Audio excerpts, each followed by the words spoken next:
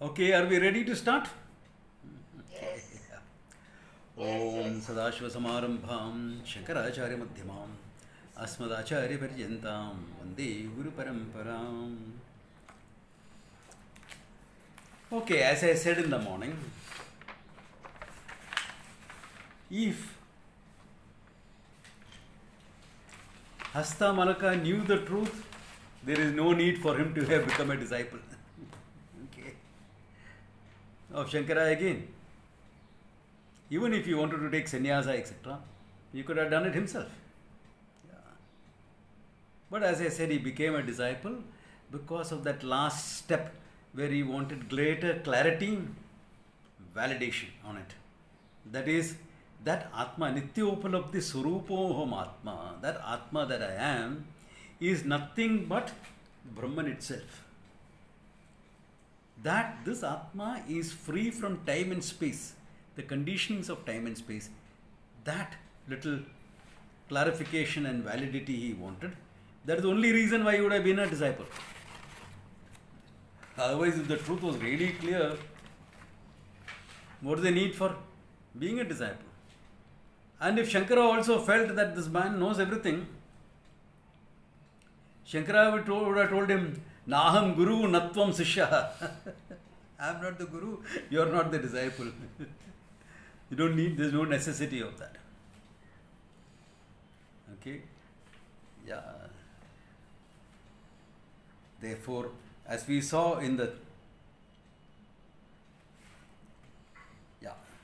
13th verse, that the Atma I is limitless, not conditioned by time. Just to go over what I said, to summarize that, because I can see some faces that were not there in that class, which is okay. The truth of time or space. Okay. One thing to understand is that time and space continuum is one. It's important to understand this. That, okay, according to science, you can go by any paradigm. Since scientific knowledge is what is most prevalent now, I'm taking the science paradigm. Before all this knowledge was there, the ancient masters would explain it differently. But the relativity of time and space, number one. Number two, their mutual dependence on each other was known to them. That there is no doubt on it. Because they never mentioned time and space together. If they said one was manifest, it was assumed that if space was manifest, time was manifest. It was an assumption. If time was manifest, space was manifest. It's an assumption. Why? Because it is one, not separate.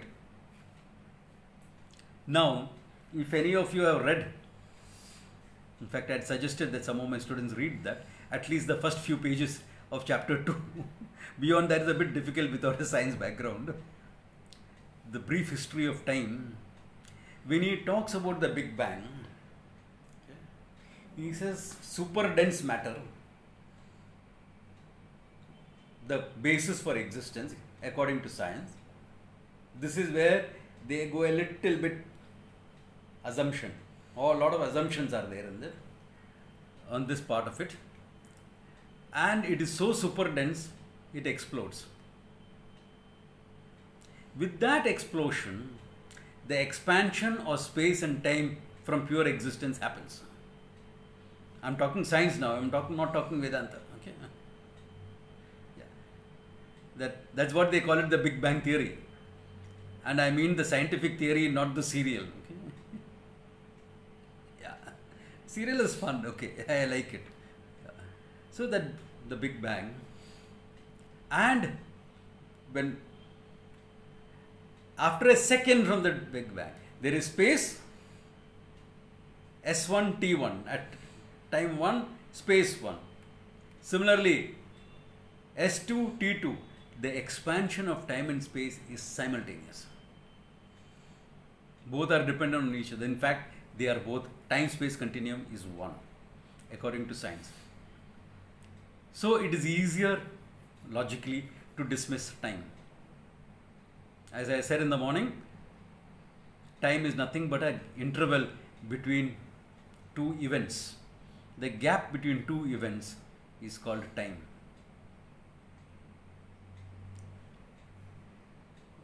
And what that event is for human beings to decide. Olden days, it was sunrise, sunset. Agrarian society is simple. Measurement of time need not be fine. It is like the Indian Standard Time that many of the Westerners would have noticed during the camps here. People keep strolling in, 4 o'clock means 4:05, 4:10, 4:15. Yeah. I've given people the freedom to do that as well because it's okay. I understand that they are at home, therefore they can be pulled away by a lot of things, including their kids and things like that. So, okay, fine. Keeping that in mind, two events. Modern, when we require more finer requirements of time, finer measurements of time, it became the pulses, two pulses of a quartz. One pulse, second pulse. One unit of time. But even according to the scientific definitions, there is no event without an observer.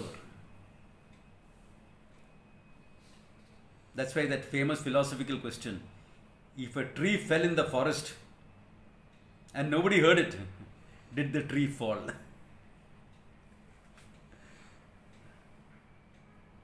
The tree fell because there's an assumption, if a tree fell, okay? So the very proposition is that, but that apart, without an observer, there's no event. So the very act of observing is what? It becomes one observation, and as I said in the morning, is nothing but a thought. One event is one thought. Second event is another thought. Therefore, what you call time is the gap between two thoughts. And as we have seen in meditation, between two thoughts, what exists is me. Therefore, when you look at me, the pure awareness, through the interval of thoughts, you get this idea of time. That's why when there are no thoughts, there is no time. Like in deep sleep, where is time? In samadhi, where is time? So you will say, for 6 hours I was timelessness. Very, very peculiar experience in life, which actually shows the mithyatvam of things. Anyway, that will come to later. So what is this thing called time? It's only a product of my mind. It may have an objective component that we can debate upon, but it's nothing but a product of my mind. How can a product of my mind affect the pure consciousness, when I am not touched by the mind? Therefore, the consciousness, awareness, is unconditioned by the idea of time. Space is the same. One simple way of saying how space is similar is, with what sense organs do you see space? We think it is our eyes, but the blind have awareness of space as well. And your eyes cannot see space, because with your eyes to see space, space has to reflect the light into your eyes. And space does not reflect light. Space allows the light to pass through, unhindered. But still you understand space. You see space in the same way you see your thoughts, your emotions, etc. In Sanskrit it is called Sakshi Vetyam, known to the witness, the Sakshi, the wearer, the Atma, without the necessity of a sense organ. Like your thoughts are, your emotions are. Therefore, are you sure space is not here and is out there? Not a wonder some of us are spaced out sometimes. Okay. It's a subjective concept. But it has got an objective component. It's both inside and outside. Yeah. So, the Atma, Nitya Upalabdhi Swarupaha, that awareful being, is unconditioned by time and space. That means what? I becomes at once limitlessness. The self is at once, in one instant, you recognize it as being limitless, unconditioned by time and space. So what I have taken as I literally becomes limitless. Therefore it becomes, I am not in the mind is in me. I am not in the body is in me. Even though my experience is I am in the body.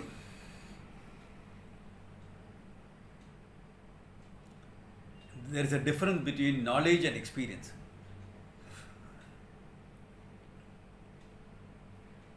Experiences, in fact, we don't even say I am in the body. Your experience is I am the body. Really speak. Yeah.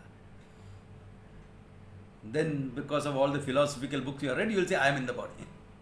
And I quit the body on death. That's the jiva, the consciousness manifest in the mind. With its associate memories, prana, etc., quits the body on death. That we saw elaborately yesterday evening. In the satsang we saw that. So that is fine. But the I, the consciousness, cannot enter the body or leave the body. Exactly like space does not enter the room that you have created or leave the room that you are breaking down. It's always the same. It's always the same. So this I consciousness at one stroke has become limitless. But then you can ask, what about all the other things that is there in the universe? The sun and the moon and the stars. They are different. So here you will find the same consciousness is presented as Ishvara, as Bhagavan, or popularly called as God. The same consciousness, limitless consciousness is presented.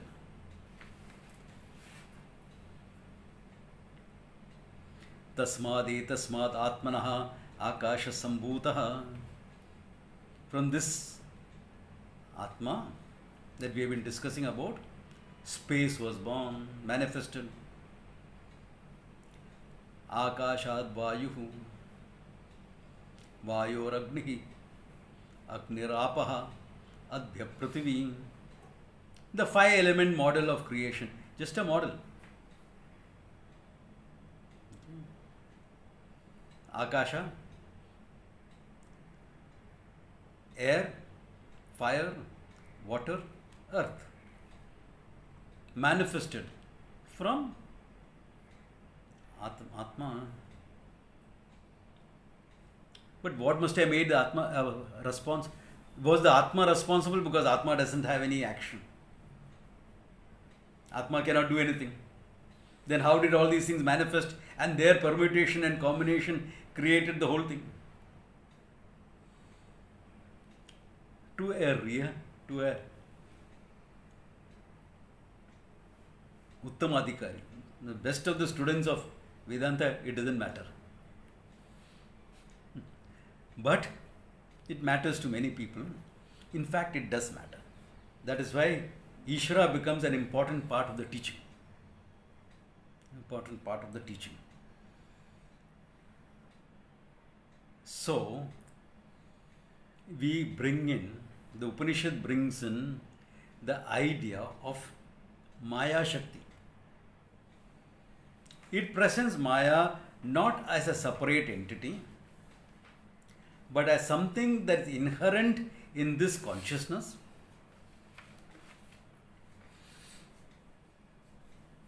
which itself is apparent, not real, which helps in the manifestation of Akasha, Vayu, Agni, etc.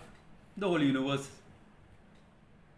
So, when I look at this pure consciousness called Brahman, I am introducing a term, okay, called Brahman, when I bring in, and I am looking at that consciousness through Maya Shakti, the same consciousness gets a name Ishvaraha, Bhagavan, Saguna Brahman, etc. All these are names. Saguna Brahman, not Nirguna Brahman, pure consciousness, but Brahman which can manifest qualities. Saguna. Guna means qualities, Saguna along with qualities. Or Ishvara, Bhagavan, the one that has manifested everything.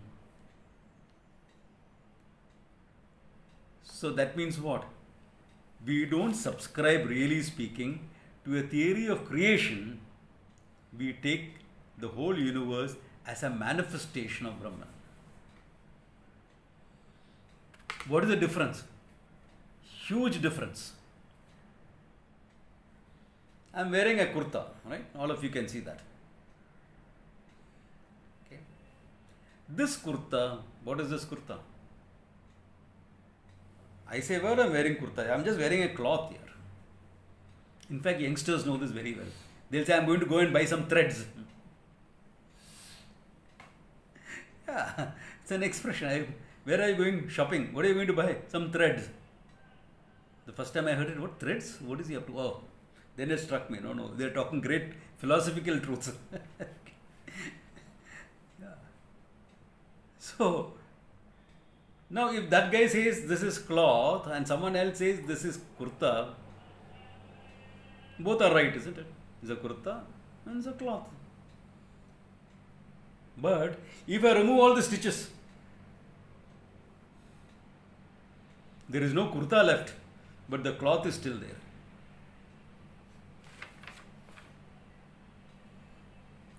Creation implies something separate. The word creation, like the potter creating a pot, it implies a separateness. The word creation implies a separateness. That's why scientists are so against religions. Because all religions talk about God sitting down in Timbuktu and creating. It becomes a problem. Yeah. Because location becomes a big issue then.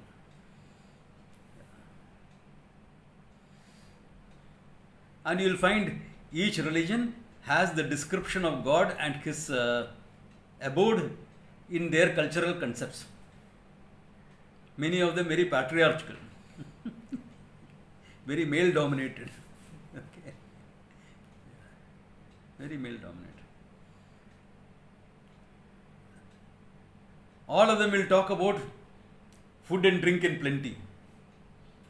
Why? Because in the olden days, food and drink was difficult. You have to do everything from scratch. Today, if you want to eat a cake, pick up the phone and order. Get the cake. Those days, you had to make it from scratch. People didn't sell food as such. There are no restaurants, etc. Or somebody had to share their food with you. So food wasn't always in short supply. That's why the older people a few thousand years back didn't have overweight problems. Weight issues they didn't have. Anyway, so food and drink, all cultural descriptions. But we are talking, in Vedanta, we are talking about it as a manifestation. Therefore, Ishvara himself manifested as a creation. Brahman itself manifested as the creation. So, what is the difference between this? Huge difference, because no manifestation can exist independent of the content of the material. The kurta cannot exist independent of the cloth.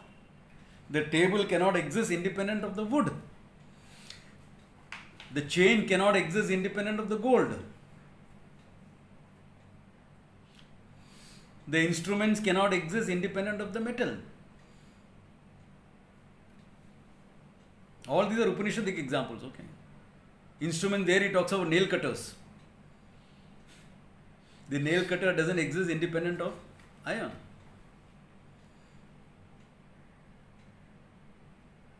So, that means what?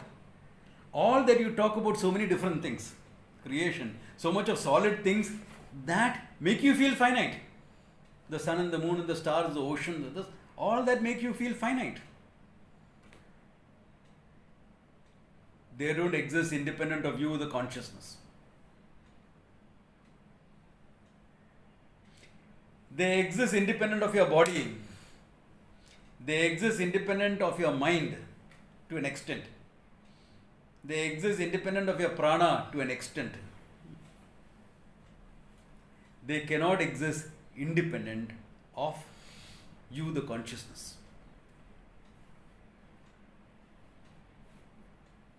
Therefore, you are not a limited entity anymore.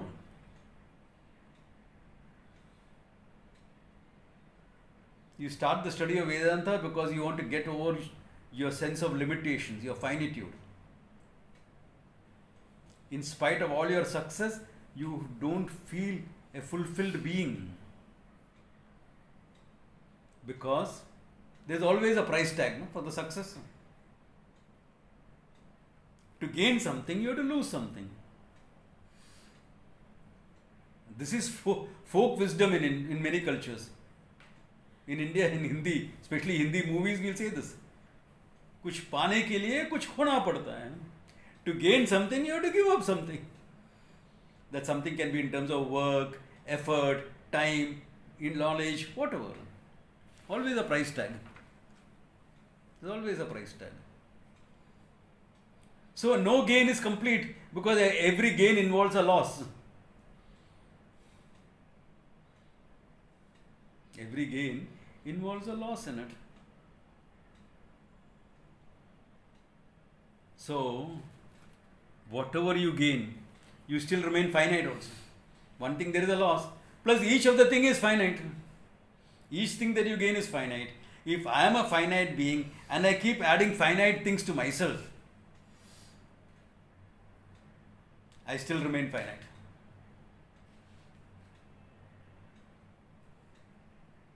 Because 1 plus 2 plus 3 plus 4 plus 5 does not end up in infinity.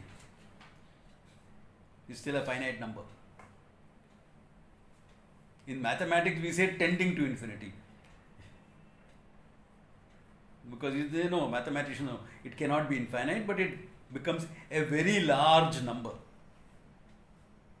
Very large number.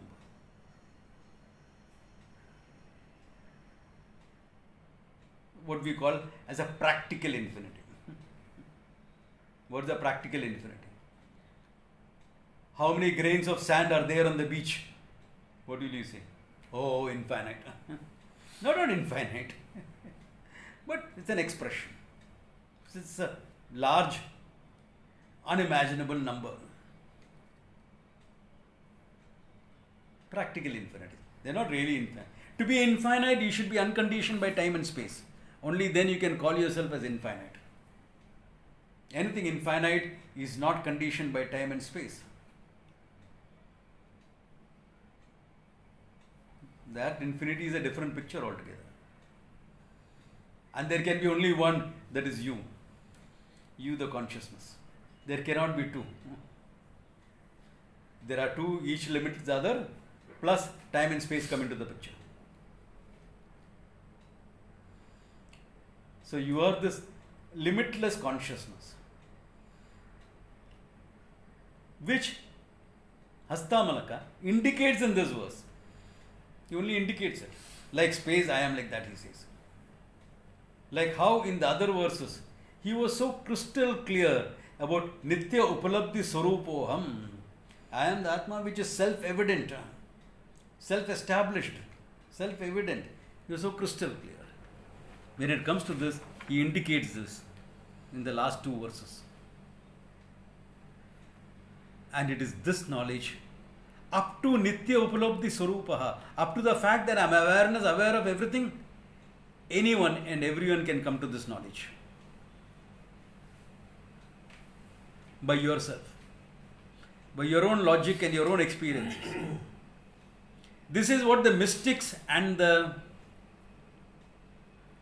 yogis, etc., come to this point very nicely. Samadhi experience, etc., when they analyze, they come to the fact that I am pure awareness very nicely. They can all come there. the mystics, if you read books, but that is mystical literature, up to here they come very nicely. The next step, that this I is limitlessness, can come only with the help of Vedanta. By Vedanta I mean any book anywhere in the world that deals with this subject matter. Okay, I'm broad-minded enough to accept that. If there are books like that, I still have to come across them. And believe me, I come across a whole lot of books. There are traces of this in every religious book also. Why? Because truth is not the private property of any religion. So you will find it being alluded to. For example, in the Old Testament, Moses goes and asks God, and he's come from an Egyptian culture. What type of a God are you? Because in Egypt there is a pantheon. And Lord replies, I am that I am. Let me assume that Moses understood. Okay. For a Vedantin, that's very simple. I am that. Tattvamasi, no problems. Aham Brahmasmi. Oh, no issues. Vedantin will understand. So let me give benefit of doubt to Moses, who is a great man, and say he understood. But can he teach it to all those slaves, people who have been held in slavery for generations, and they have escaped and they are behaving wild because sudden freedom now to do whatever they want? Like a school student going into college. We all know what we went through in our first year. Yeah. Madcap behavior. At that time you are talking of I am that, etc. Forget it. Lord, give me a set of rules. I have to build up a society, a civilization first. I am that can wait. So Moses became the lawgiver, very harsh, very strict lawgiver, who stoned a woman to death because she worked on Sunday. Agree, don't agree, I don't mind. It's mentioned in the Old Testament, okay? Yeah. But okay. So you ask the people who are expert in the Old Testament to explain that, oh, these are all mysteries of the church. In the New Testament, Christ says that Father and Son are one and the same. Then how come there is Father and Son? Another mystery. For a Vedantin, no problems. Creator and created, there is only one consciousness. No issues. No issues. But these become stray statements littered here and there. They are not consistently unfolded. They are stray statements. Like the Quran presents Lord as formlessness. So if you really take the Lord as formless, He should be everywhere. Everything should be Ishvara. But they put Him in Timbuktu. How can a formless thing be located? I don't understand. Formlessness cannot be located. Shapelessness can be located. Okay, you are shapeless like an amoeba. Then I can plot your coordinates and say you are here. Yeah. Formless, how do you say? Is formless means is everything. Formless means boundaryless. No boundaries. It is everything. That means everything becomes sacred. And if everything is sacred, don't be against the Hindu who invokes that same formlessness in one given form. Like someone wanting to draw my attention will touch my finger, touch my hand, and I gets my attention. He is invoking me through the back of my palm. So same way you can invoke Ishvara in any form. Establish a personal relationship. That's why it is not consistently present in another place, but the seeds were there. The seeds are there. Thank God. At least the seeds are there. So the Upanishad makes it crystal clear in the terms of this is it. That means, what is it then? What is the difference between you and God? From the standpoint of reality, no difference. Between you and Ishvara, no difference from the standpoint of reality. From the standpoint of functioning, huge differences. Functioning, I am this much only. This is what I am. I am only this much. When Ishvara says, I am only this much, he means the whole universe. 14 dimensions. Someone told me, Swamiji, you have very high energy when you are teaching. But my high energy is what? Little bit only. Ishvara's energy sustains the whole universe. Prana. My mind has got little knowledge. Ishvara's mind, the knowledge of everything that is there in the cosmos. The whole thing. So awareness manifests in the totality we will call as Ishvara. Awareness manifests in the individual, we will call it as Jiva. But when you are looking at it from the standpoint of awareness or consciousness, all that is there is one. When you look at it from reality, which is not a standpoint really speaking, but I am constrained to use the word standpoint.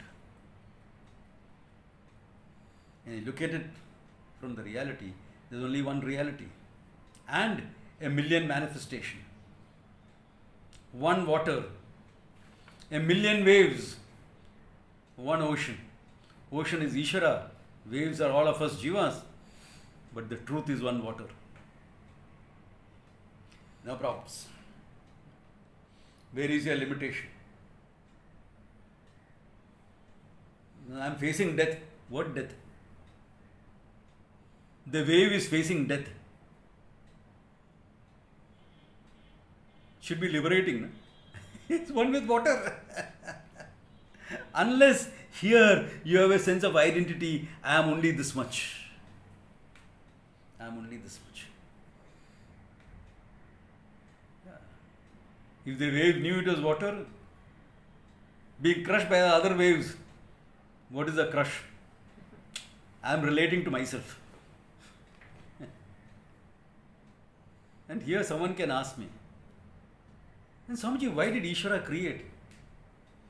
When there is no real creation, how can you ask a question, why did Ishvara create? The motive is for real actions, not for apparent actions. But the human mind sometimes is not satisfied with that. So I will give you a mystical answer. Ishvara created so that he could relate to himself through all of us. Everyone is happy with that answer. Don't take it seriously, okay? It is just an answer to handle that mind that keeps poking and asking why. That's all. There is no real why. Ishvara will say, where is the creation? But you and I are different. He will say, who said so? Did I say you are different from me? Yeah, she will ask that. Who said you are different from me?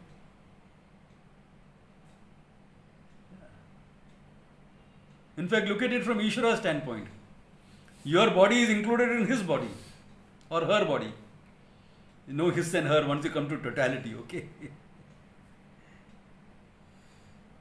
Your energy, prana, in his energy. Your mind, in his mind. Your knowledge, in his knowledge. Your ignorance, in his total Maya Shakti. Where are you? Me, consciousness. Ishvara will smile and say, yes, beta, you and I are one and the same.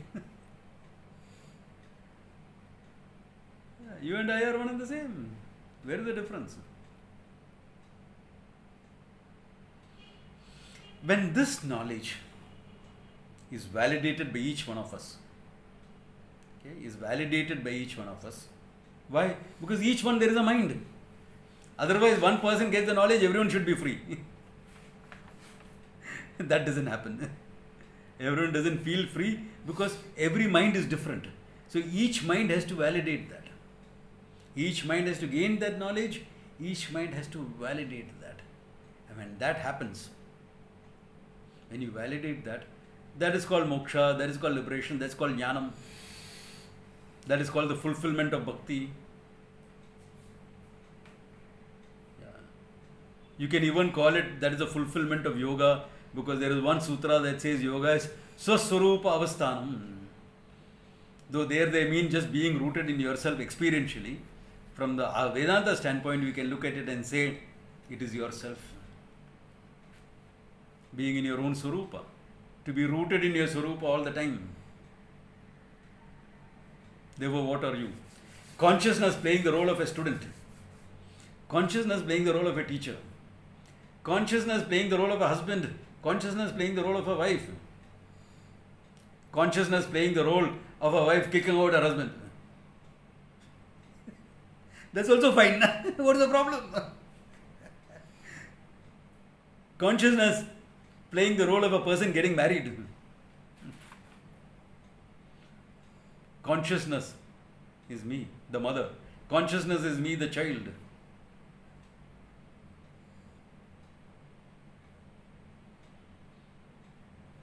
The consciousness is the underlying reality, like he said, that like Vyat, like space I am through everything, he had said in the 13th verse. This is how you are, in and through everything, untouched by anything. At the same time, untouched by anything, because there is no real becoming. It's just a manifestation. It is just conceptualization. Has the cloth changed to become this kurta? What change has the cloth gone through? Because cloth is a finite thing, you can say there was some cutting and stitching. But when you are talking about the infinite, limitless consciousness, what change can the consciousness go through?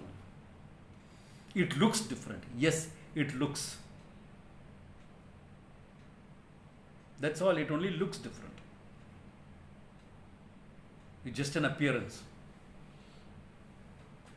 That's why the famous examples given in Vedanta are rope snake, mirage waters, etc. But traditional Vedanta gives more solid examples, like cloth and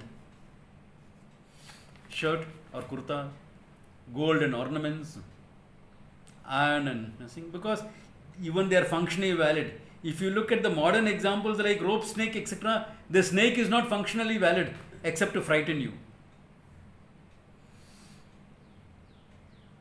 Otherwise, it's not functionally valid.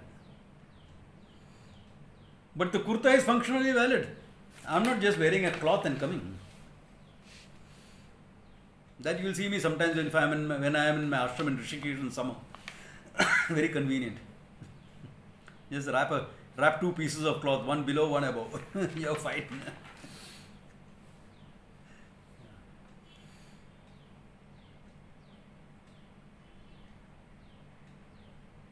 But because of the use, it gets a name. One is a dhoti, the lower one. Top one is an upavastram. Because there are Maharashtrians in the audience, I am not using the word Angavastram, because in Maharashtra the implication of Angavastram is different. I am sure the Maharashtrians know what I am talking about. It's Lakshana Vakya there. So when it comes here, okay, all there is one consciousness. Everything else is an appearance. It is hard to believe that this chair I am sitting on is so solid. Can you hear this when I am banging it? I don't want to bang it too hard. I don't want to break the chair. It is serving my purpose very well. So this chair that seems so solid seems solid only to this hand. 90% of it is space, okay? But the reality of this hand and the reality of this chair is same level. So it is only 10% clashing against 10%. What is solid? You look at even this solid matter through an electron microscope, what do you see? All whirling energy. What is an electron? Is it matter? Or is it energy? Is it a particle carrying energy, or is it energy? And the scientific answer is almost like a mystic talking. When you observe it, it is a particle. When you don't observe it, it's a wave. This is a scientific statement, okay? When you observe it, it's a particle. Otherwise, it's a wave motion of energy, pure energy. So I joke about it. I say, what happened? Did the atom suddenly get, or the electron suddenly get self-conscious that when you observe it, it froze into a particle? Did it get self-conscious like that? The very act of observation is a frozen point in time. So you see, like when you see my hand moving, there is movement. But if you take a snapshot of it, what will you see? One snapshot at that point. Whichever point the camera worked, is that point. So that is why it appears like that. So what is there? Matter, energy? Energy has to be guided by thought. And your thinking depends upon your knowledge. And the whole world is nothing but knowledge. My students would have heard these old examples. Here is a tree, a banyan tree. 300-year-old. Huge. It's 1/4 acre in its diameter. Huge spread out banyan tree. But it came from a seed which is almost microscopic. And that seed had the genetic coding of the whole tree. It's going to live 500 years. After 20 years, the secondary roots will come down under certain conditions. The branches will go like this. All the genetic coding was there in that microscopic seed. What is that seed but solidified knowledge? What do you call a seed is nothing but solidified knowledge. The human body, you, the person, came out of a zygote, 2 cells, can't even be seen by the naked eye. The ova and the sperm, one zygote. And it was plugged into the mother's body. And that zygote contains all the things that the body is going to go through. 50 diabetes, 60 chance of a heart attack, live up to 100 years in spite of that. All that coded in that microscopic zygote. And if you talk in Vedantic terms, all the karma phala, all that is also coded there. Karma phala, sukshma sharira, all that, the unconscious, it contains all that. My God, is there anything physical about the creation? It's only a manifestation from pure consciousness.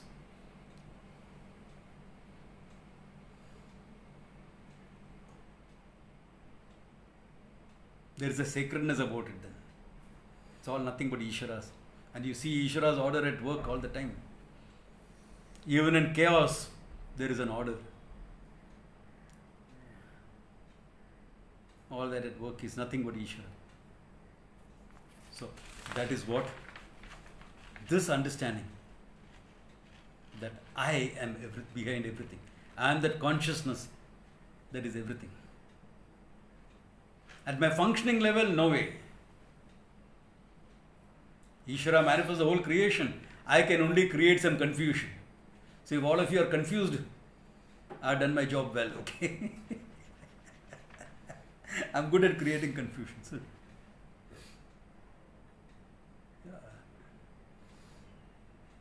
In fact, yesterday morning, a lot of people were confused. Swamiji is actually doing an arati? I've never seen him do something like that before. As I said, I like to confuse people, okay? So what do you do for that? Nothing, I just have to be. My being can be confusing, so it's okay. But Ishvara can create this whole, what? Confusion. You look at the world, it's nothing but confusion. People are looking at it, studying it. And a lot of it is, all the knowledge is at cross purposes half the time. Ask a physicist, yes, physics. The basic, we will come to that building block of matter, etc., etc. You ask the biologist, but you are leaving consciousness out of the picture. So biocentrism is what is going to cause the whole thing. You ask the economists, all the waste of time. Where do I get my money from? How can I use that knowledge to make some money?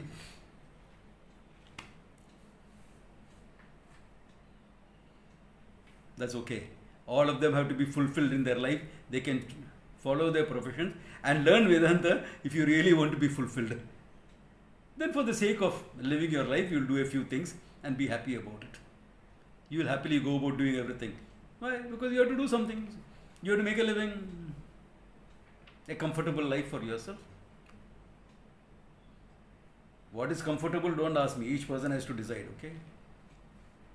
One thing the pandemic has taught us is, everyone keeps saying it, less is more. Less is more. I'm willing to wait for 5 years and then see whether less is really more. Human mind will not be satisfied with less. They'll always ask for more than less. Yeah. Take it with me, 5 years from today, it will be not less is more. It will be more and some more. More is less. Yeah. More and some more. Okay. Alright. Then, going further, he says, Upado yatha vedat sanmaninam tatha vedat buddhi bhedeshu tepi yacha chandrakanam jale jala chanchalatvam tatha chanchalatvam tamapiha Vishnu. Okay. He says, Upado yatha vedat. Because of the different conditioning factors, upadhi, apparently conditioning factors. Sun maninam, okay, of a pure crystal. Okay. Tatha vedat buddhi bhedeshu tepi. Now what is this crystal example? You take a pure crystal, transparent, colorless. Put it on a red cloth, it will appear like a ruby. Put it on a green cloth, it will appear as an emerald.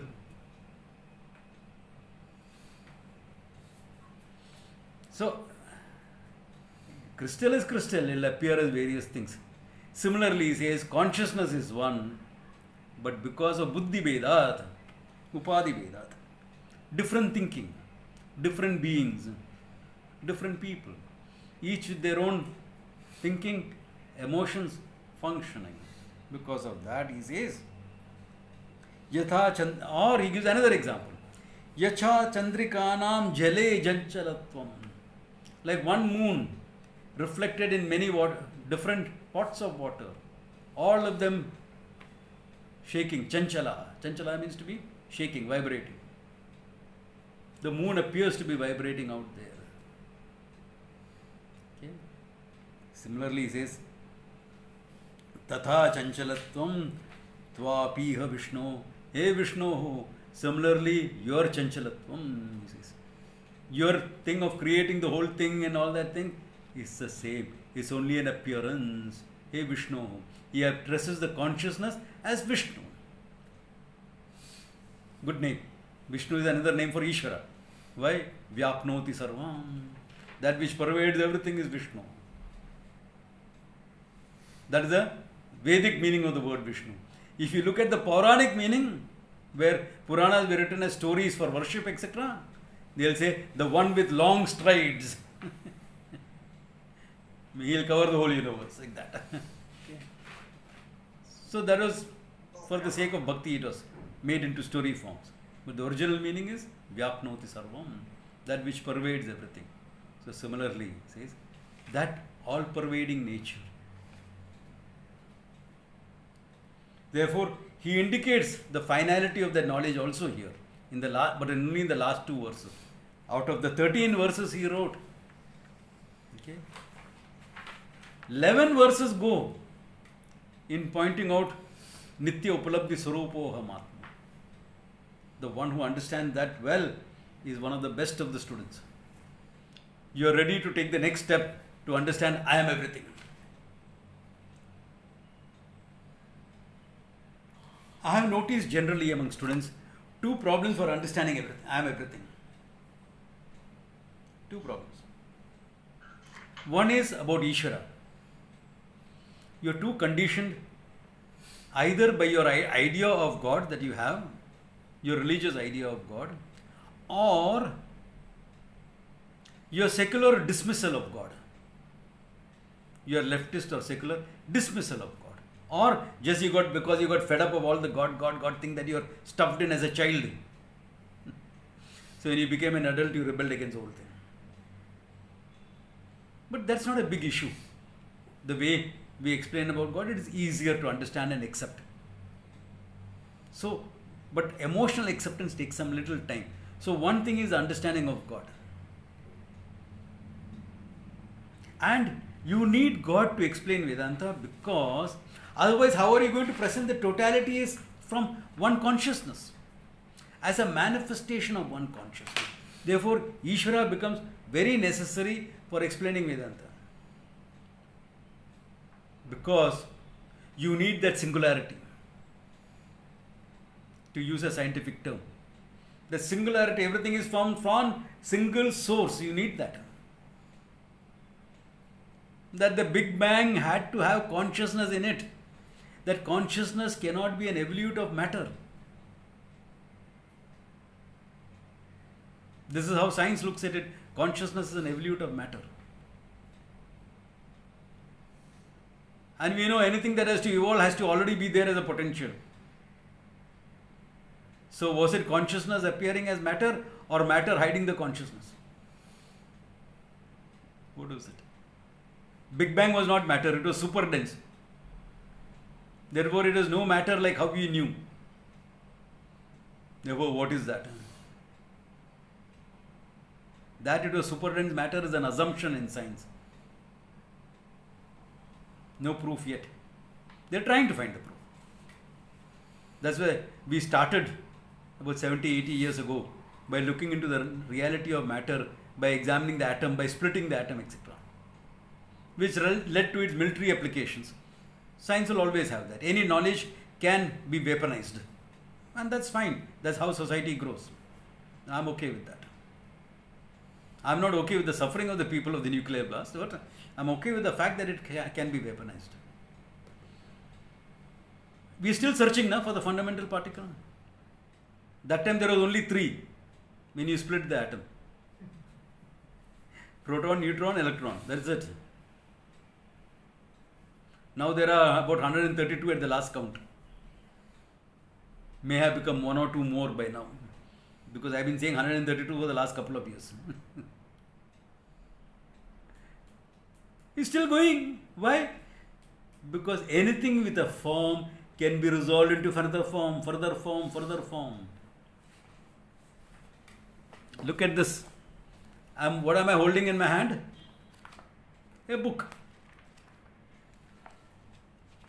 Book is a form. It has a name. I can resolve it into nothing but paper. Where is the book? There's only paper. Where is the book? There's only paper bound together. Swamiji, when you bind the paper like that, no, we call it a book. Who calls it a book? We call it a book, okay? It's purely conceptual. Book is conceptual, paper is a reality.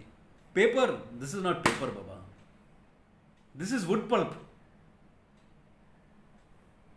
Before this book was there, before this paper was there, what was there was a tree.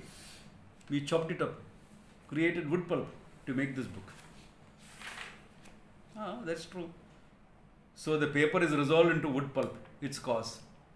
Wood pulp is resolved into hydrocarbons, going the scientific manner. Hydrocarbons, because that's the reality of any wood. Hydrocarbons is the reality behind this body also.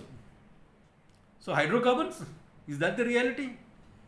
Hydrocarbon is a molecular arrangement. So atoms are the reality. Atoms are the reality, that's an arrangement of particles. We go on.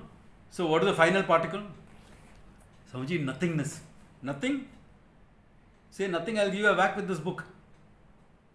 Then you'll know what reality is there. The book you are talking about, this has got substance here. So you'll have to say it is existence. It is existence without a form. Formless existence is the truth of this book.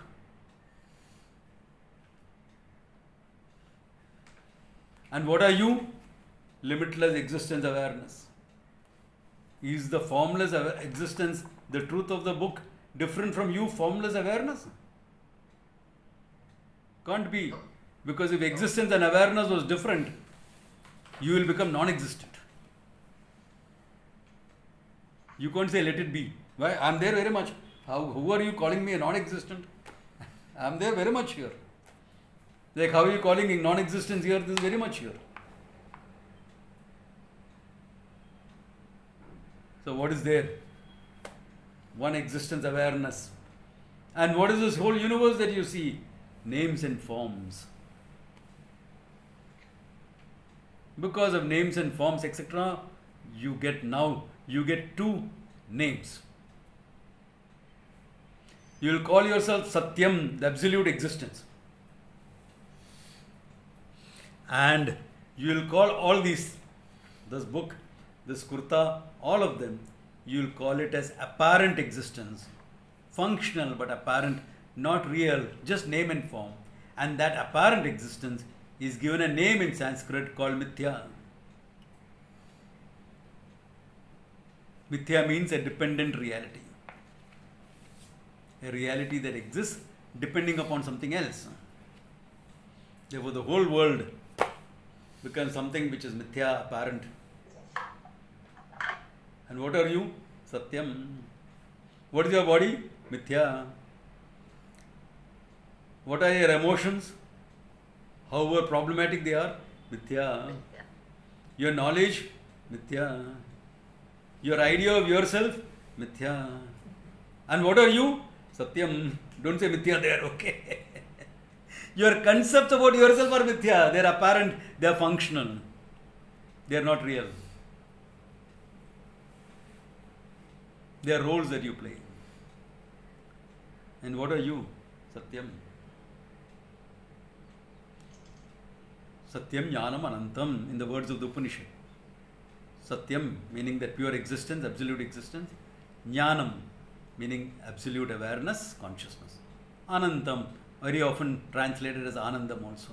The sense of fullness that you have when you know this. So with that,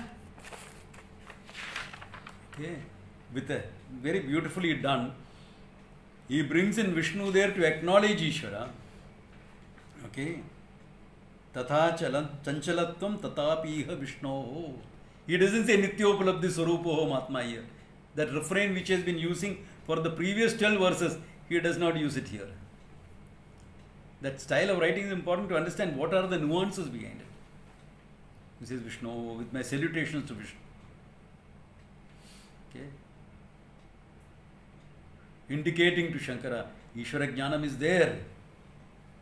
Atma Jnanam as I awareness, very much there. That link is a bit weak. Okay. Therefore, I want clarity for that. I am coming with you, if you will have me. And what did Shankara say? What are you doing here? Wasting your time with all the people here. Come, let's go. Let's go. And the parents watching the boy, youngster, saying all these things, said, oh, correct. His place is with the Guru, not with us. His place is with the Guru, not with us. So to cut the long story short, the Guru and Chela walk away into the sunset, okay? Or if as an American, I'll say we rode into the sunset, okay?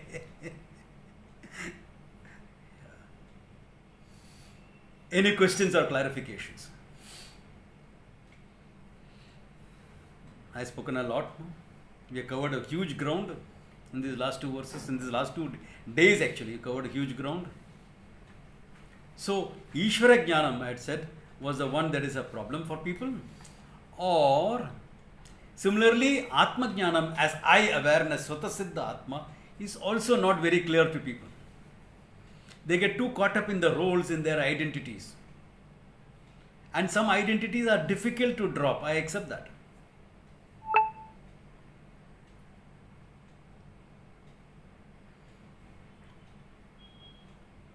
Like a mother identity.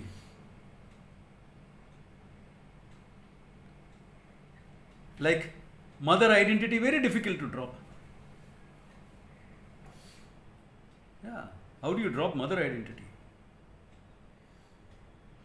Your child may be a 50-year-old Hulk, but you'll still call him my child.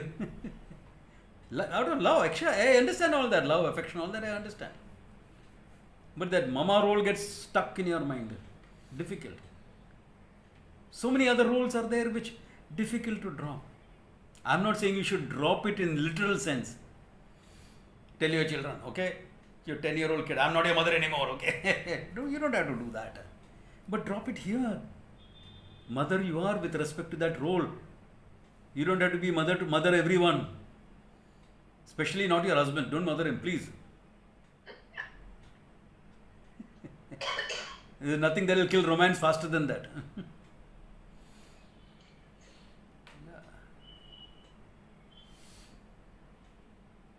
So, some roles are difficult like that.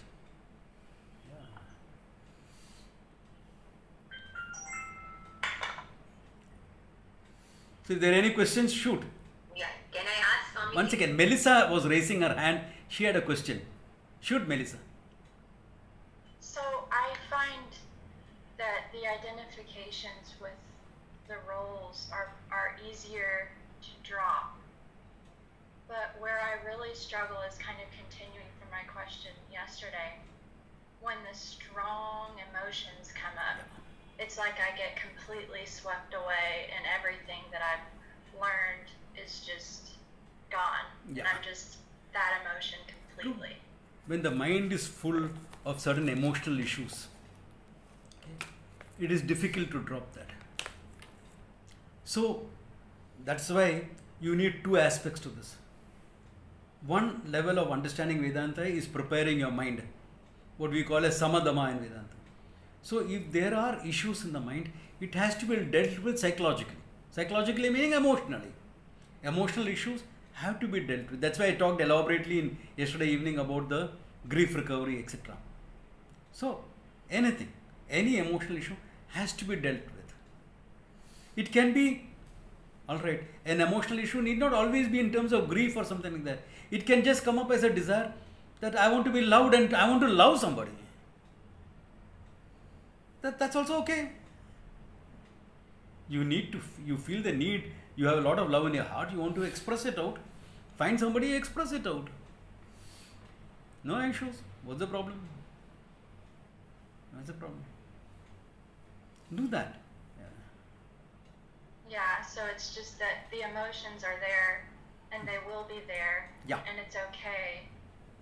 But it's just that probably eventually I am able to see more clearly that I am in and through them and they'll still happen. It's just knowing that I'm other than that. Yeah. See, studying of Vedanta is not to become like a Vulcan, like Spock from Star Trek. No emotions. No. You think a wise person doesn't have emotions? I have a lot of love in my heart. I love everyone whom I meet. I love all my students. But it is non-demanding love. It is non-possessive. Yeah. Can you say, I should not love you? You don't have to do a thing. You can be as you are. Lead your life as you are. I love because it's my privilege to love. So, wise people also have a lot of emotions. But because there is a sense of fullness within, that emotion is not an issue. So, you need to work at two levels. One at the level of knowledge, one at the level of emotions. And deal with them. Deal with them. Learn to guide them. Learn to harness them. Nicely. Express them in appropriate manners, culturally appropriate, inappropriate people. Yeah. Don't fall in love with a loser, for example. You get into bigger problem. Yeah. So, those type of things, you handle that emotion. Yeah. Like somebody whom I knew, this was so at 50, up to 50 she didn't want to have a child, anything like that. At 50 I wish I had a child, this, that. I said adopt. At my age I can't run after the child 24 hours, but I feel the need. I said go work with this orphanage where you can love a lot of kids, where you can love a lot of children. So at the same time, once you leave the orphanage and come home, you are on your own. Yeah. So that's the way she handled that emotion. So, yeah. Another student of mine has become a teacher. Okay. So when she was planning to take it up full time, I asked her, most women have the need to be a mother. What about you? I said, I am working with street kids, I have worked with so many kids, I don't feel the need of a child of my own. So that emotion is worked through. So there are hundreds of ways of doing it. You just have to be creative enough to find how it can work out. Like one of my teenage students, now I have this youth group, would say, you have to kiss a lot of frogs before you find your Prince Charming. You have to kiss a lot of frogs before you find your prince. I said, yeah, and if you have kissed a lot of frogs, when you find your prince, you may not need him anymore. And she said, yeah, that is true. I don't need him. I am not saying what is right, what is wrong. I am just saying, handle the emotion in whatever manner you need to deal with it and be fine. Thank you. Okay, now somebody has asked a question that this managing of the mind is necessary to study Vedanta, but doesn't Vedanta help this? Yeah, Vedanta helps it because you can have that little objectivity towards your emotion. If you get that insight, you are that awareness which is aware of that emotion, it helps. But you still have to work on that emotion. You still have to work on that emotion and take care of it. Don't say, I will keep exposing myself to Vedanta and it will work. That doesn't happen. That doesn't happen. You have to work on that emotion. Then somebody else had asked the question, I think I can. Is Falguni there? Yes, Swamiji. Falguni, somebody asked me this question that how could Hastamalaka have gained all this knowledge without a teacher? You want to say something about it? Yes, Swamiji. Either in the past life he must have done few things, Okay. or his experiences, lots of ups and downs in life, Yeah. or Yeah, you would have questioned himself, correct? In your life experiences, you question and you come to understanding I am different from body, mind, etc. Or you have been exposed somewhere. As I said, some sadhu coming and teaching something. yes, or in the past life. Yeah, or past life also, yes. He could have dabbled in Vedanta in his previous lifetime, but died before understanding. So he took to it very early as a child in this lifetime. Most likely, We have actually. prodigies, like we have prodigies. Exactly, most likely, actually. Most likely. Because at 16 to get something like this is not easy. Yeah. I decided to join Swamiji when I was barely 20. But I didn't have this clarity when I decided to join. Yeah. The Hastamalaka had no way I had it. So probably he had dabbled in it in his previous lifetime. Most likely answer. And I want to add something more, Swamiji. Yeah. I know somebody, my friend. So when he was in college, he used to help his friends, getting in and out of the relationship. And then he never had to go through that pain because he saw the pain of his friends and he decided, I don't want to get married. Okay. Another way, you see, do what works for you, in short. Yeah. But see that you don't hurt people in the process. Yeah, that's important. You don't consciously, willingly hurt. People will get hurt. That's a different thing. Like how you get hurt, even though they may not willingly want to hurt you. In some cases. Some cases they may be wanting to hurt you. So maybe if someone is very observant, that he sees around people, around the situations, or his own people, or his friends, or whoever, and then he gets the insight maybe. So that is another way to. Yeah.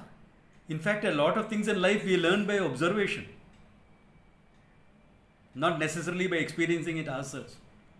Yeah. Huge learning takes place as a child. From 6 months to 6 years, lot of things happen only by observation. All your basic concepts are found at that time. They are established at that time.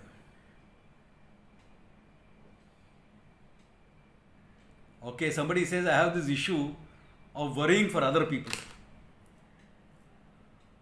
You are becoming an empath. Okay, you have to manage your empathy. Okay, you have to recognize one thing. Obviously, that guy is not a parent, otherwise, you would have learned that lesson by now. Okay, in the sense, there will always be a few people in everyone's life whom you care for so much that you want to see they don't get hurt, they don't get upset. All of us will have a few people like this. Some more, some less. But we have to recognize one thing. Each one of us comes with our own prarabdha, our own fate. We have to go through our experiences that fate has ordained us to go through. Our own past karma, we have to go through some of them. You can only help person be strong. You can give a helping hand to people. You cannot take over their life and take care of their worries. You cannot do that. Therefore, from this recognition, like how you have prasada buddhi with respect to your own life, have the prasada buddhi with respect to other people and their worries. Learn to set some boundaries, as they say in psychology. Okay? That person has to go through it and handle it. I can give a helping hand wherever possible. But more than that I can't do. That's what friends try, na? Go and tell person, okay? They tell people, don't worry, don't worry. But by saying don't worry, my worry doesn't go away. In fact, I don't feel the guy is understanding me. Yeah. He's saying don't worry. It's like this case. The person broke his hand and went to a doctor. So the doctor set it up and says, young man, I wouldn't worry if I were you. So the young man looked up at the doctor and said, doctor, if it is your hand even, I wouldn't be worried. Yeah, I'm worried because my hand. Now what can you do with that person, tell me? You can assure him. You can show him the x-ray saying it's all set well, don't worry. It's all set well. It'll heal. Take these calcium supplements I'm giving you. Take painkillers, SOS. Okay. When you need them, take them, not otherwise. That's it. And come and see me after 6 weeks, or if there is a problem in between. The doctor has to say that much and leave it. Does the doctor want this guy to have a broken hand? I don't know. For an orthopedic guy, broken hand means money, okay. But I'm sure most doctors also wouldn't want anyone to have a broken hand. Okay. Swamiji? Yeah. I want to add something here. Please. About this Yeah, caring. add. I was a very, very over-caring person, so my daughter always used to say, you always want to play God. Yeah. True. What happens when you are empathetic, too empathetic? That's why there was a modern term like that called empath. Yeah. You care too much for people. You don't know how to put that distance. And here in Vedanta we are saying, hey, don't worry too much about what's happening here with yourself. Learn to accept it in good grace. Now I am worried about somebody else also on top of it. Care for them. I am not saying don't be heartless. That's not what I am saying. Care. Lend a helping hand. Swamiji, there is nothing I can do. Tell a prayer for that person. And leave it. Leave it to Ishvara to take care of. What you cannot do, Ishvara can do. So say a prayer, leave it.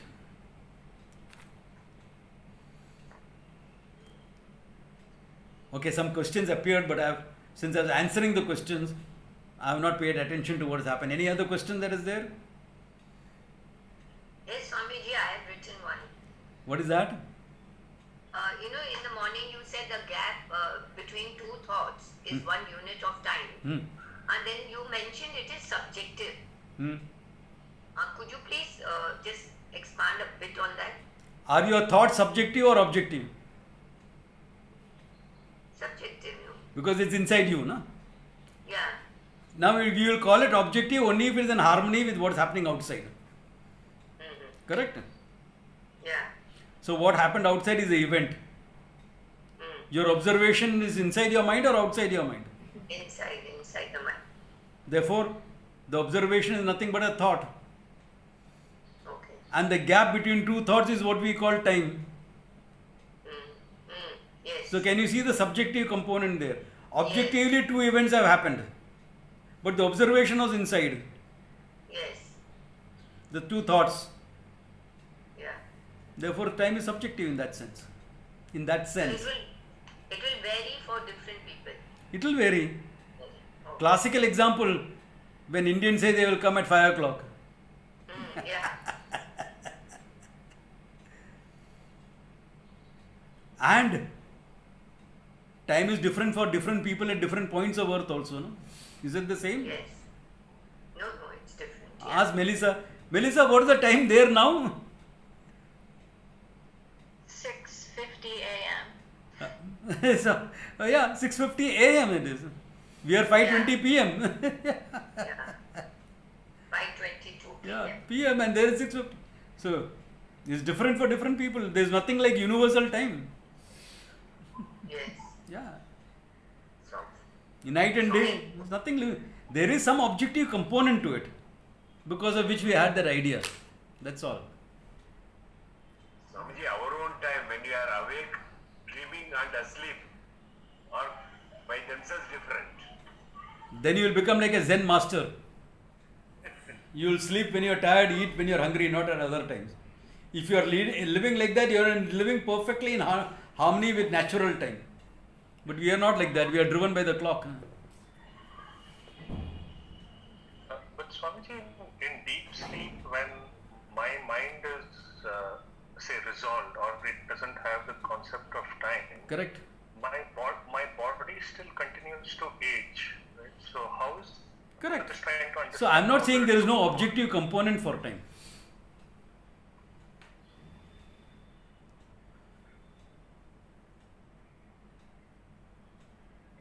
Yeah.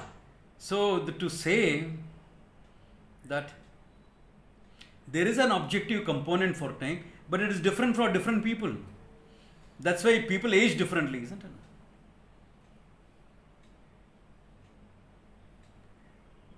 People age differently. Have you noticed that? I know some very fit 60-year-olds who in a way are younger than many 30-year-olds.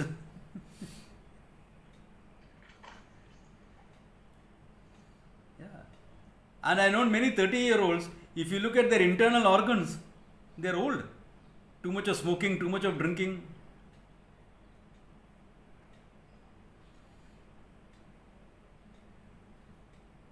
Yeah, so there are aging also involves not only time, it involves so many other factors.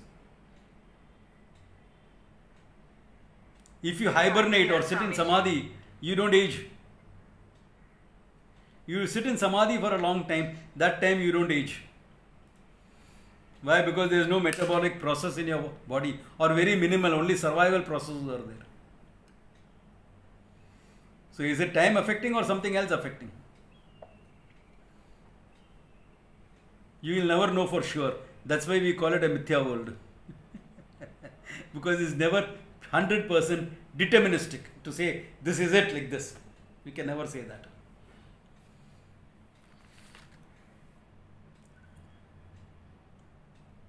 Swamiji, Yeah? Vijaya had asked one question, that is Ishvara Jnana and Atma Jnana is one. Please explain. Is Ishvara Jnanam and Atma Jnanam one? One. Please explain. What do you think? Vijaya had asked. It's one. It's one. Because if there are two things, then there will be a limitation. Exactly. One limiting the other. Yeah. To understand Ishvara and Atma as one and the same is the finality of Ishvara Jnanam and Atma Jnanam both.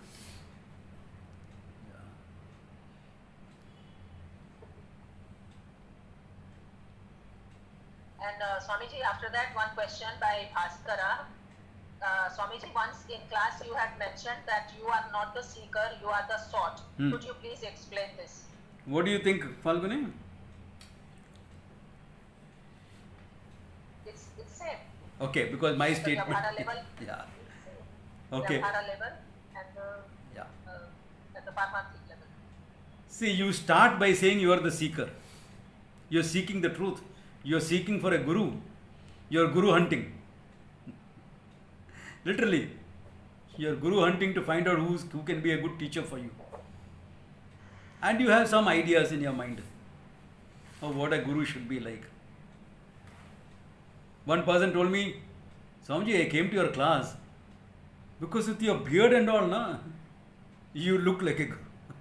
I said, any bearded man cannot be a guru. And I have Guru Bhais, my batchmates, who are non-bearded also, who are good teachers. Half of them are women, so they can't have beard anyway. Yeah, so we are seeking now, okay? And what does the Vedanta tell you? That the truth that you are seeking is non-different from yourself. So what you are sought for is nothing but yourself. So that's in that context I said you are not the seeker, you are the sought. What you are seeking is yourself. If you want to put it in slang, I'll say you are chasing your own tail, okay? That's the irreverent part of me coming up, okay?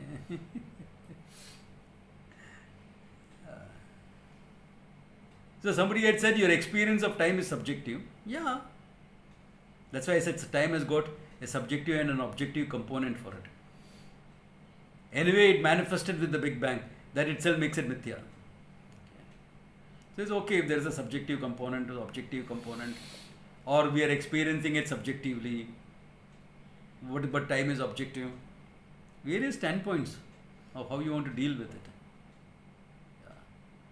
Then you will say, when you are traveling at the speed of light, time expands and contracts. How is light connected with time? As a spin-off from Einstein's relativity, okay? When you are traveling at near speed of light, time seems to contract, space seems to contract. That means if somebody travels at that high speeds and goes to a distant planet 20 light years away, he would have aged 10 years when people on earth would have aged 20 years. And if he comes back in 20 years' time, he will be 10 years younger. So there is a joke about this. The father comes back and greets his son, and his son is an old man, but he is young. Or what you saw in that movie, what was that movie? Stella. He comes back to find his daughter is dying. Daughter has become an old woman and she is dying. So you'll have all these paradoxes about time. That paradoxical nature of time itself shows the mithyatvam of time. So it's not healthy to waste too much of time on that.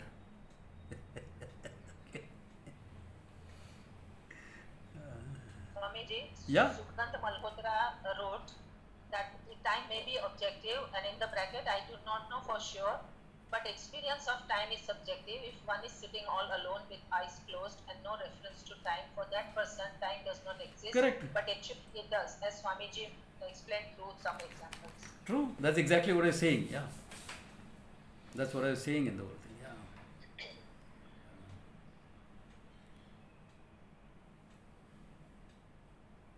So, any other questions, clarifications?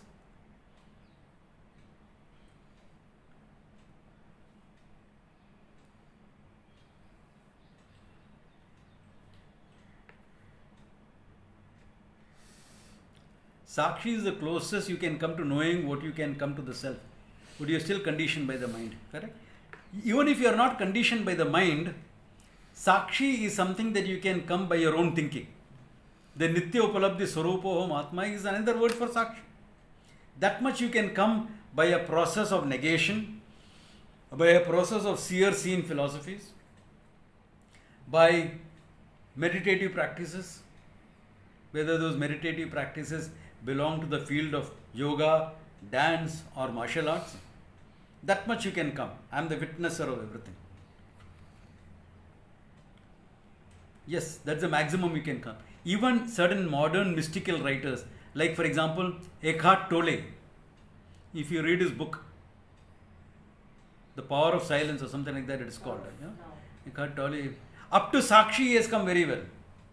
The value of time. Yeah. Up to Sakshi he has come very well. But that Sakshi is limitlessness? No. That you are not going to come on your own. Look at it. How can a person, which every experience highlights your sense of limitation, isn't it? Every experience of yours highlights your sense of limitation. Is there any other experience? Is there any experience which does not highlight it? There is one which everyone goes through, but you ignore it. Deep sleep. But you are not conscious there, therefore you dismiss it. So how is that person even going to dream that I am limitless? No way, not possible. Not possible. Yeah. In fact, with elaborate teaching, it becomes difficult to understand for people. Therefore, without teaching, they will never come to this point. Without the pramana, a means of knowledge, and the knowledge is the teaching, the shastra, you will never come to that. No way.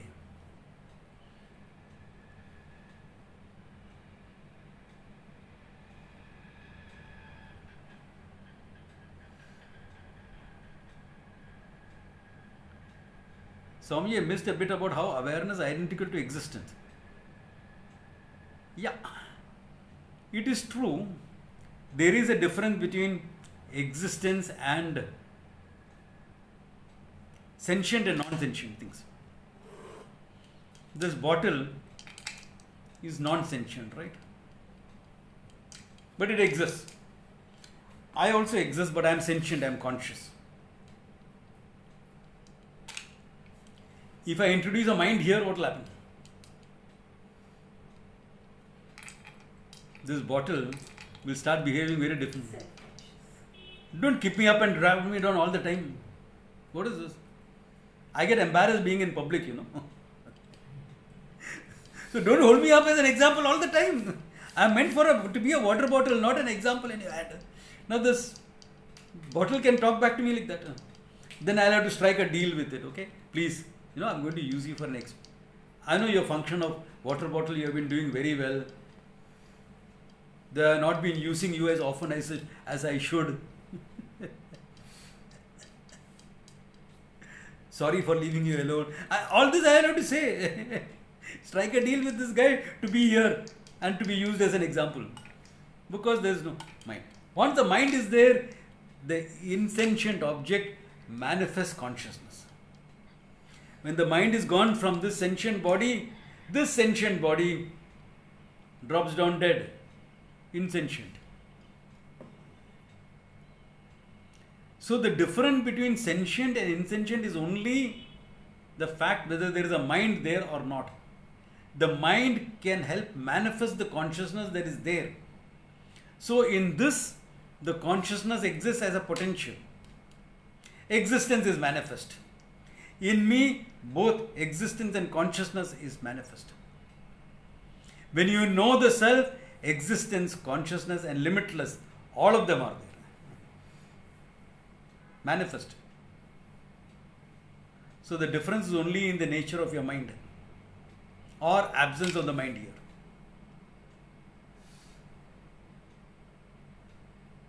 Yeah, I keep banging this bottle, but imagine if there is a mind there. Don't beat me all the time. Ramaswamy fighter. What is that? Did someone say something? Or there was a aside? Okay. So this is where that consciousness and existence has to be one and the same thing. Otherwise, consciousness will become non-existent. Other than existence means what? Non-existent. You can't say hypothetically let it be because you are an existing entity. You are not a non-existing entity. Nitya upalabdhi, remember? Yeah.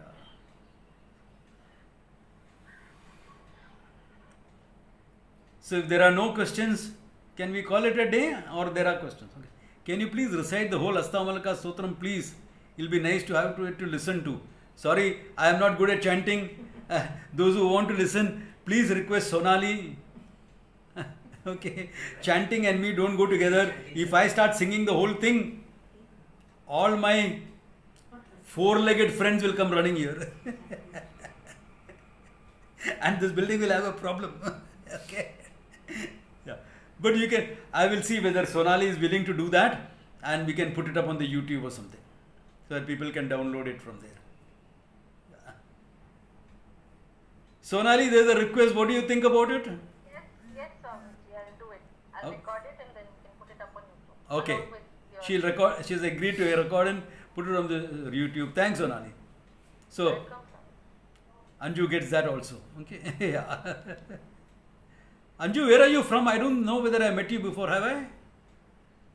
No, we haven't. I'm from the UK.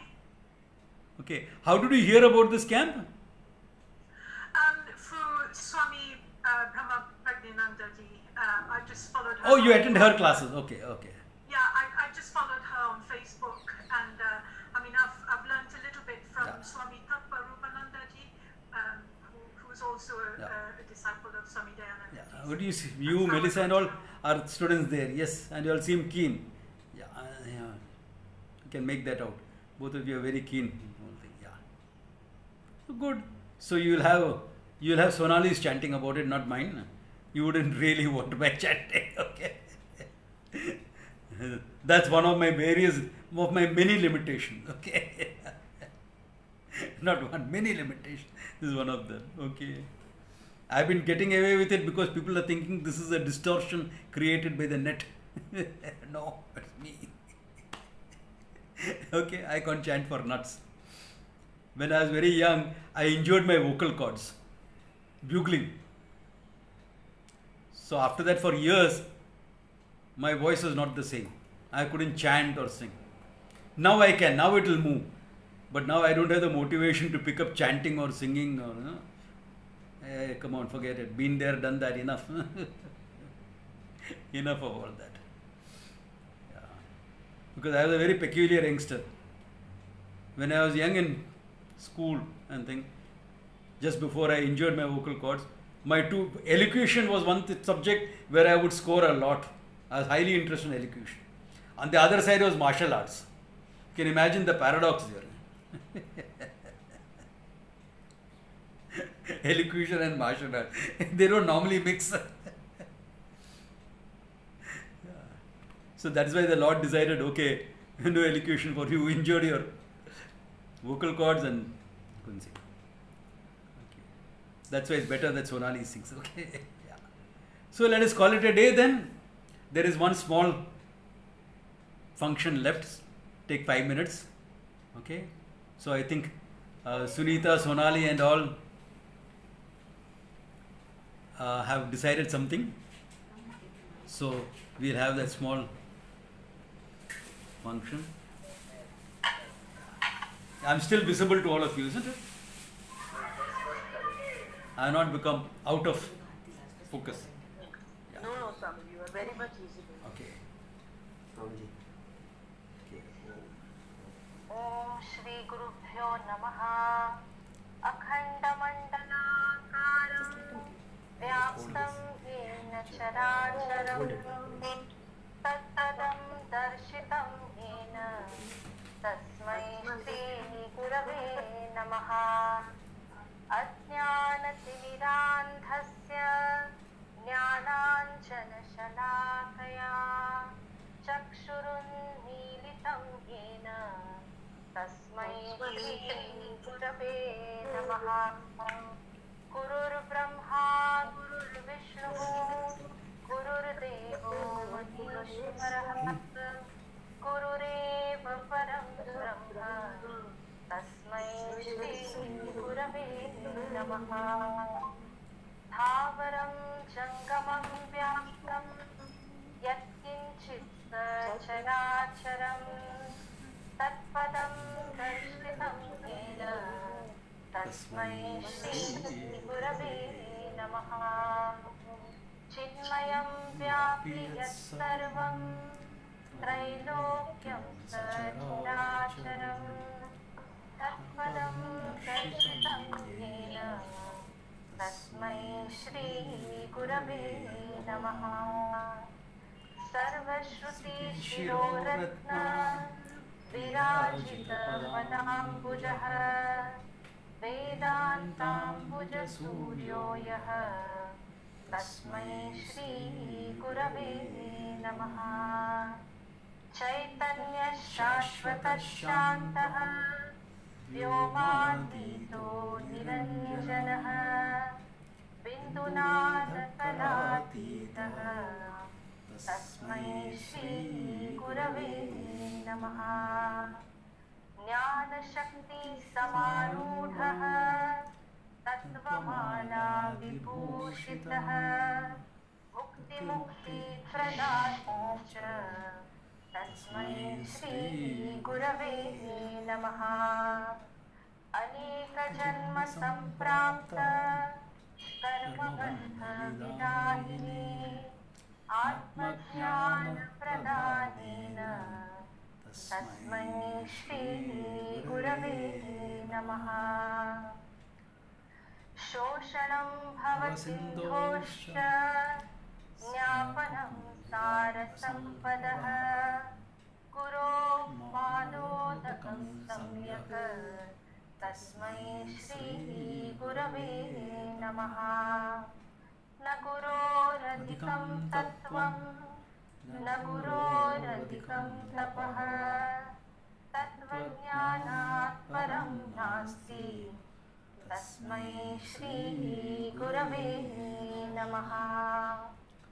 Mannatha Shri Jagannatha Madguru Shri Jagadguru Madatma Sarvabhutatma Tasmai Shri Gurave Namaha.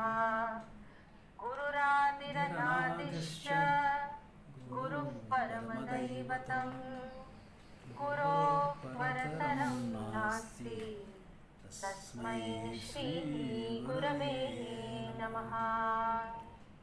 Brahmanandam Paramasukhadam Kevalam Jnanamurtim Tvandvatitam Gaganasadrisham Tattvamasyaadilaksham Ekam Nityam Vimalamachalam Sarvadhi Sakshibhutam Bhavatitam Triguణarahitam Sadgurum Tam Namami.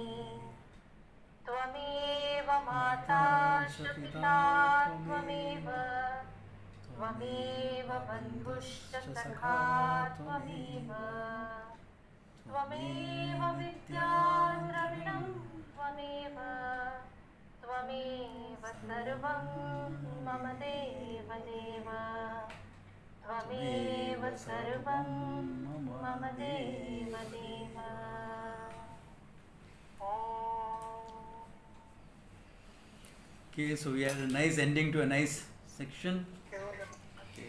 Thank you, Swami. So until Thank you, the next class or the next camp. Thank you, so- Swamiji. Thank you, Swamiji. Thank you, Swami. Thank you all. Thank you. Pranam. So some of you next camp, some of you next class. Thank Okay. you, Yeah.